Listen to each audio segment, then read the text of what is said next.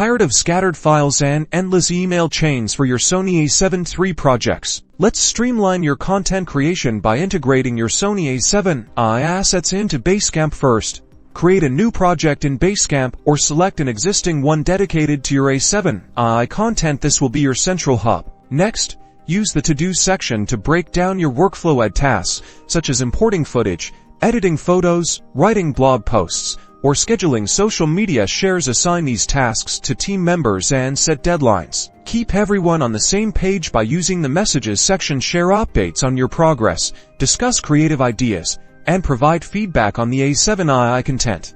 Now, upload your A7iii photos and videos to the Files section. Organize them into folders for easy access. This ensures everyone has the latest versions readily available. Finally, use the Docs and File section to create documents outlining your project strategy. Embed your A7iii images directly and link to your video files. This gives context to your visual content. That's it. You can now make your workflow seamless with your A7iii and Basecamp.